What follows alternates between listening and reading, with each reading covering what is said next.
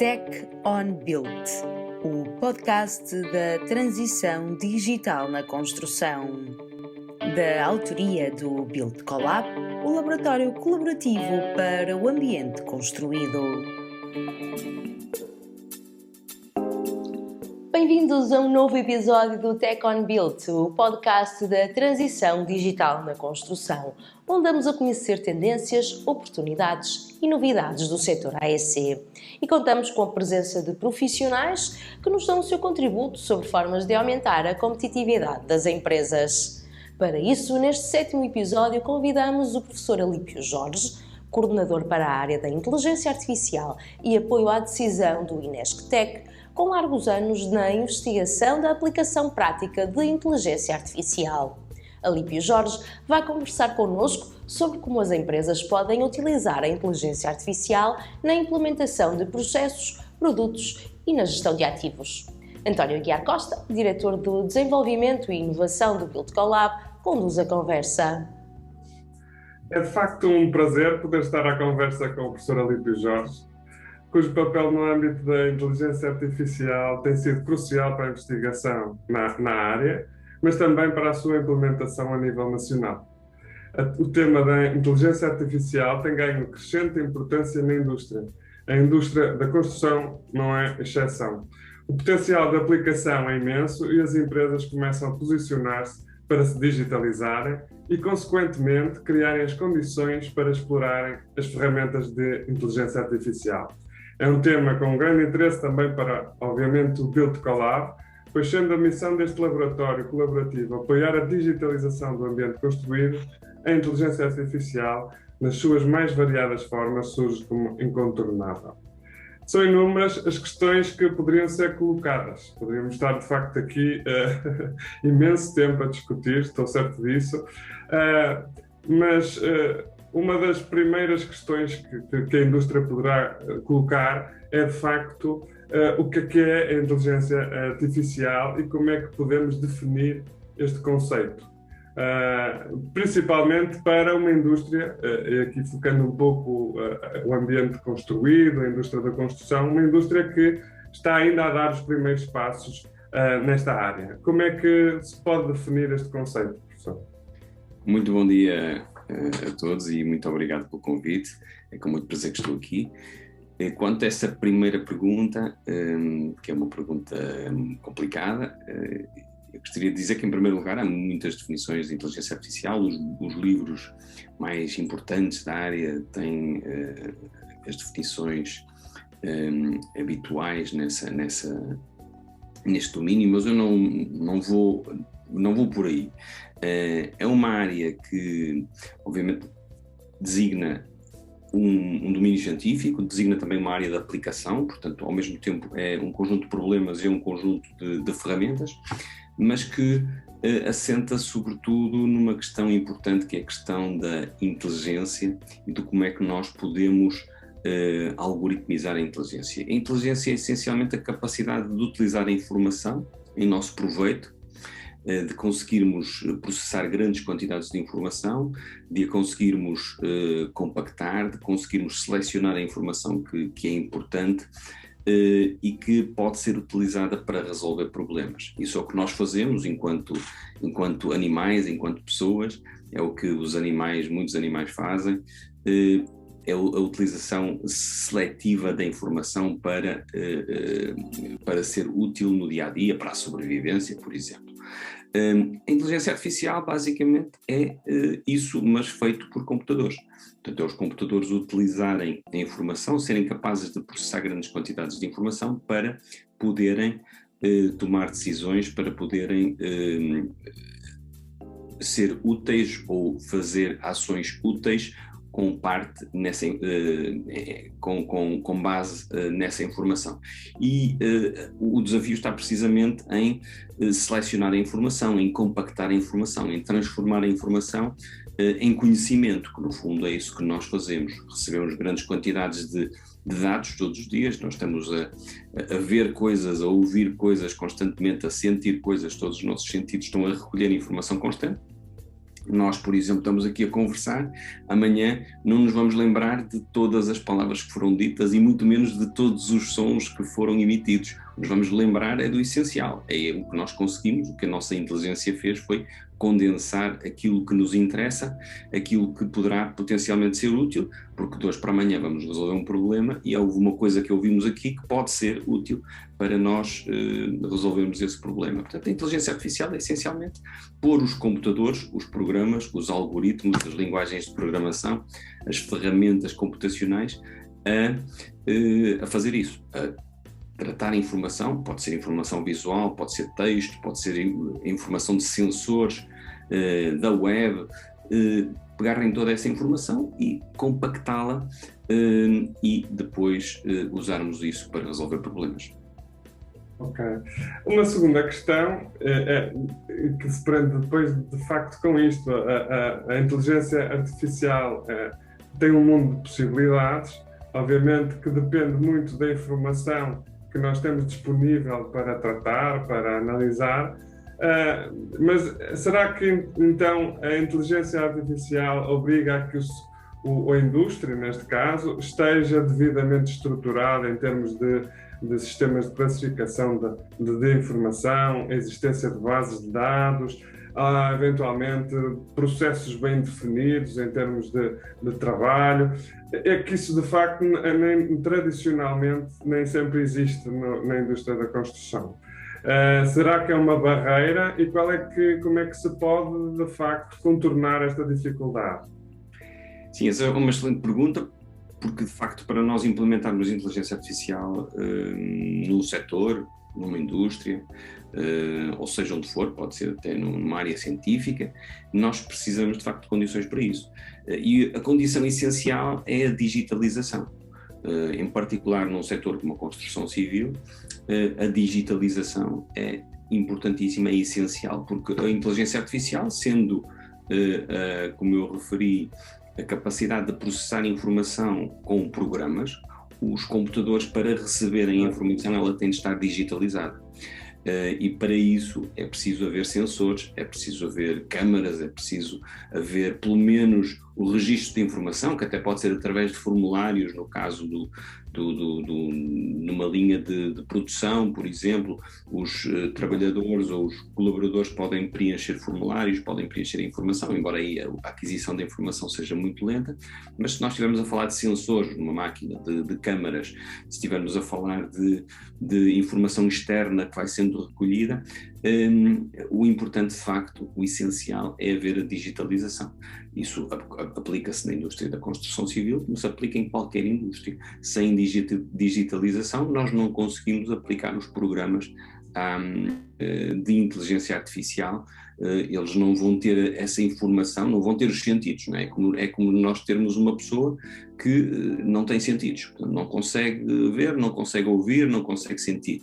Se não consegue receber informação, por muito inteligente que seja, né, por muita capacidade cognitiva que tenha, não consegue fazer nada. Portanto, a construção civil também passará por aí. Portanto, esse é um primeiro passo muito importante, que com certeza o setor também já está a fazer há alguns anos, mas que tem de ser, porventura, intensificado nas indústrias em que tem trabalhado mais, quais foram as principais transformações que se verificaram? Tem assim algum exemplo que nos possa dar?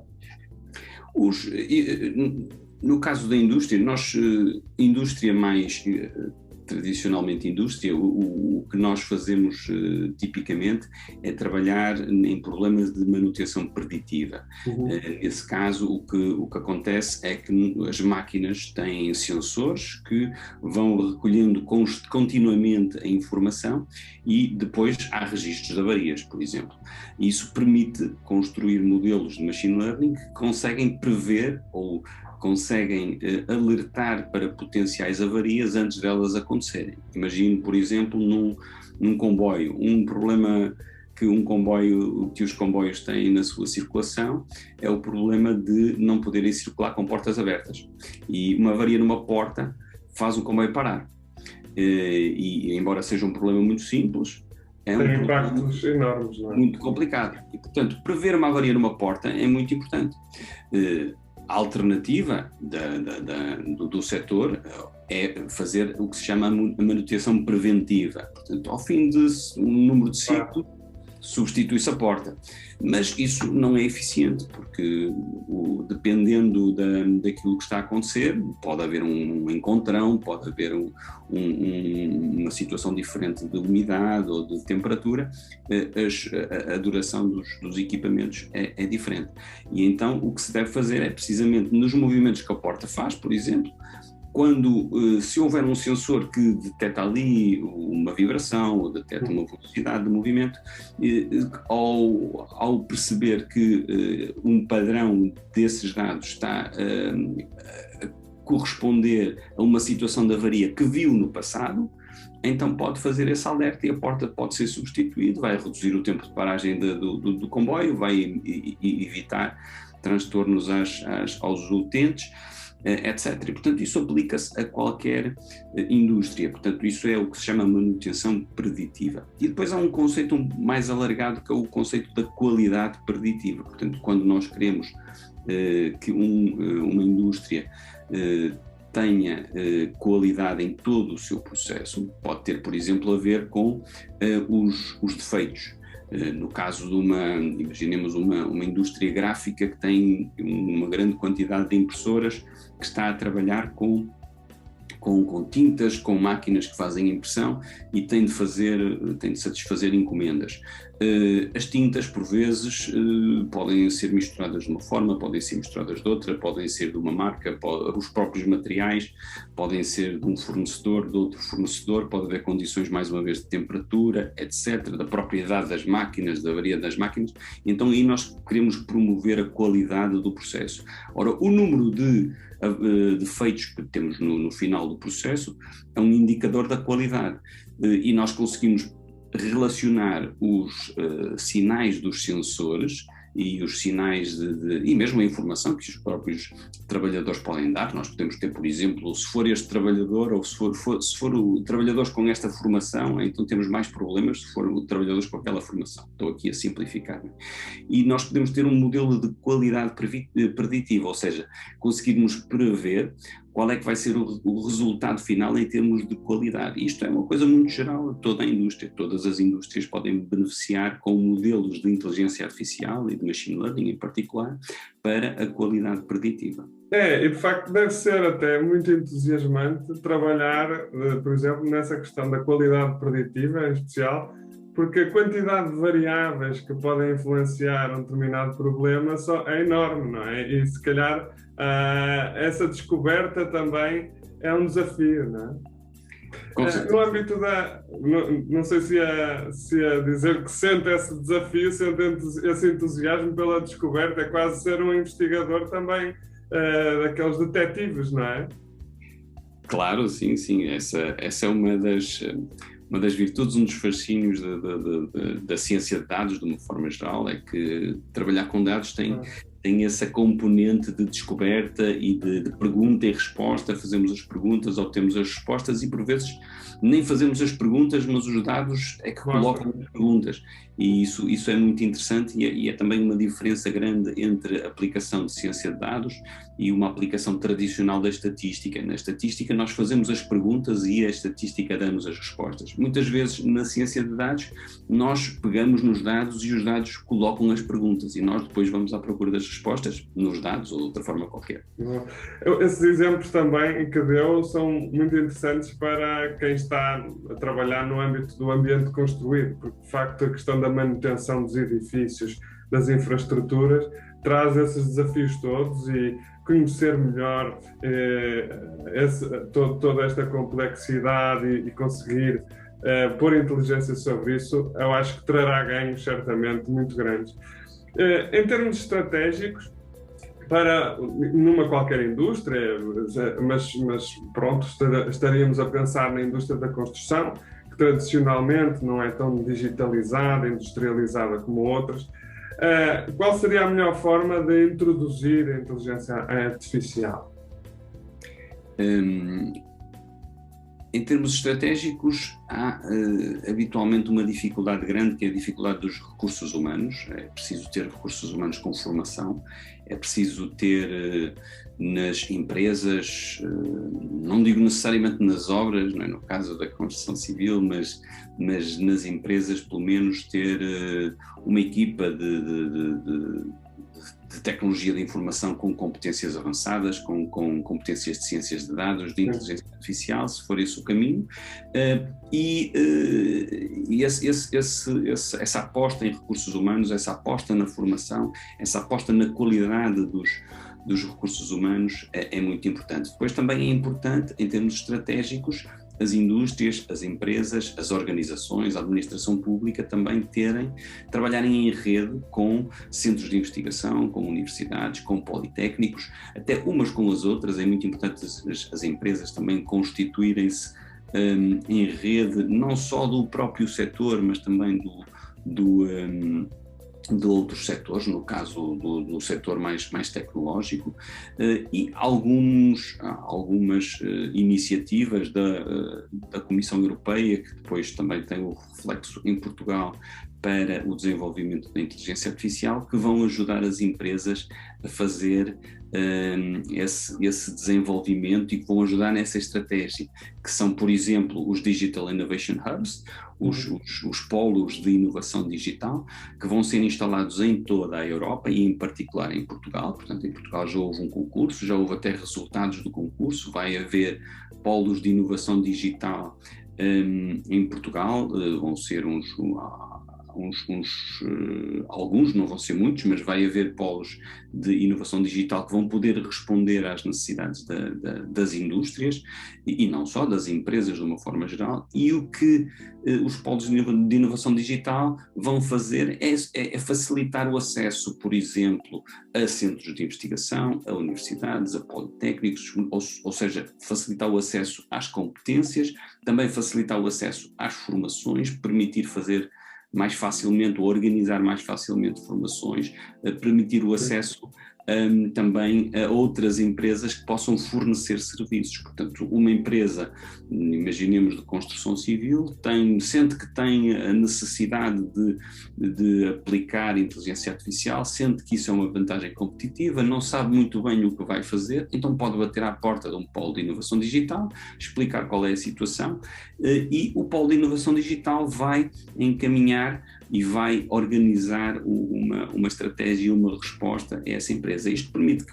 pequenas empresas, não só da área da construção, mas de qualquer área, pequenas empresas ou empresas que podem ser grandes, mas que sentem essa necessidade também, ou não têm uma equipa especializada na inteligência artificial, permite que essas empresas tenham acesso a essas competências, a essas novidades e mesmo a ferramentas de software que podem já dar resposta sem a empresa ter a necessidade de percorrer todo o caminho, de procurar qual é a melhor solução, de instalar, de ter técnicos que fazem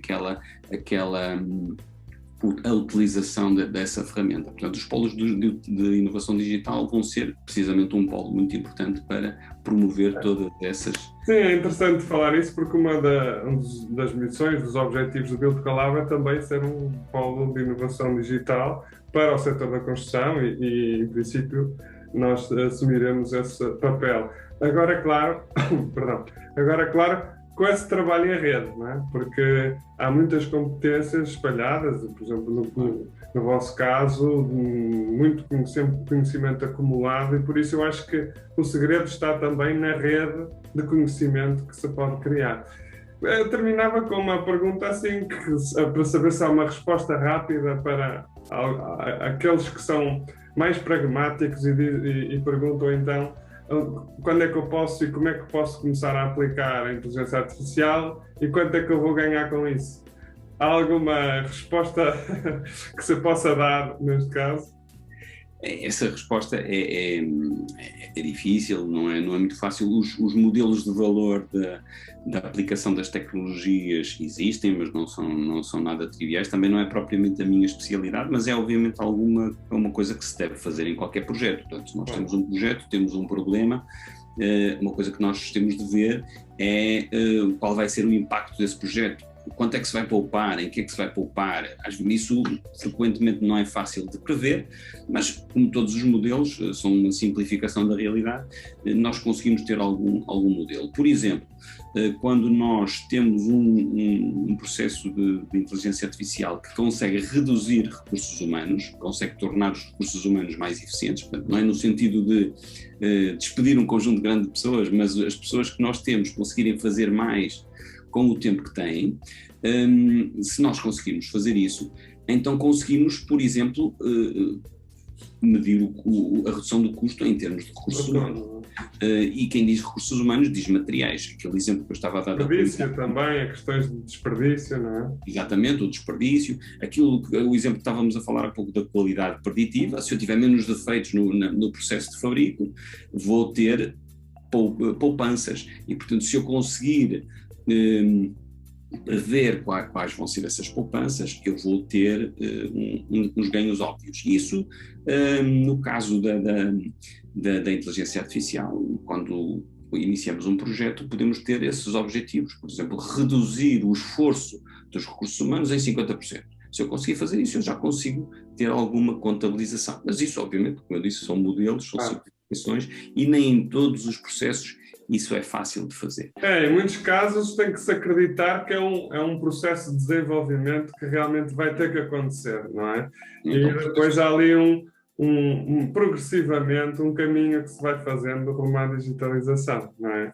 E se ajudar também, nós podemos acreditar nos estudos das grandes consultoras que isto em números pré-pandemia, porque a pandemia teve alguns impactos também a este nível, mas em números pré-pandemia previa-se que a economia mundial, sobretudo nos países mais desenvolvidos, tivesse um acréscimo de crescimento num período de, salvo erro, 5 anos, que seria significativo devido à aplicação da inteligência artificial. Portanto, é previsível ou é previsto que a inteligência artificial tenha essa contribuição para o aumento do crescimento. Portanto, o crescimento terá uma parcela que é específica, que é devida à inteligência artificial e com certeza não só à inteligência artificial, ou melhor, para além dessa da inteligência artificial haverá outras parcelas também da tecnologia.